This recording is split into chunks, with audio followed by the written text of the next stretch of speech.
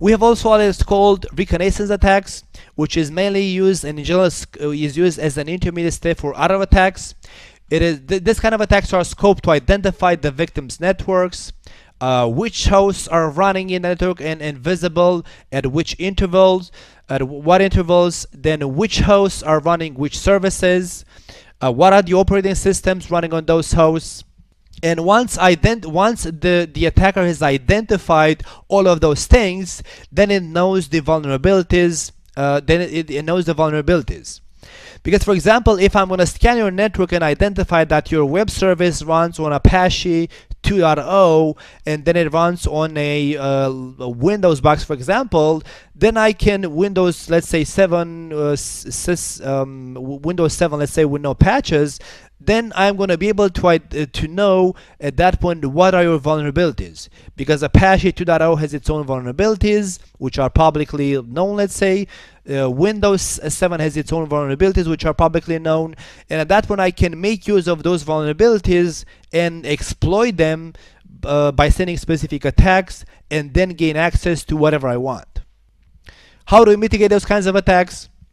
We have to understand how the attacks happen in the first place. So the attacker is going to either use some kind of ICMP probes in your network to see which services are reachable, which ones are not reachable, how is the network configured to redirect or not to redirect.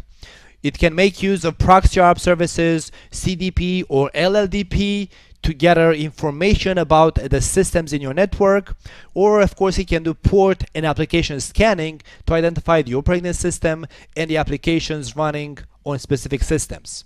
So based on that, how to mitigate is clearly disable unneeded services, because on the border of your network towards the internet you don't need proxy ARP, you don't need CDP, you don't need LLDP or any kind of ICMP unreachable or redirect or massive reply being enabled.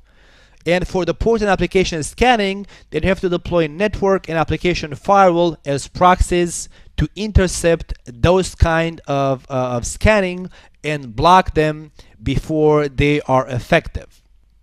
Like, why do you need also application firewalls? Because if you have the web service publicly available towards the internet, then when you connect to the web service, the server is going to state, hello world, I am running on Apache 2.0. But if you're going to implement a web application firewall instead of the web in front of the web service, then that specific web application firewall is going to actually intercept that scanning, that application scanning from the attacker, and can either choose not to reply at all, or if it chooses to reply, it can state nothing. So it's not gonna identify itself as being Apache or IIS or whatever other kind of web service is running on the real server. So as long as the attacker doesn't know what is the web service web service run on top of and what is the operating system, then he has no idea what vulnerabilities can be exploited in the first place.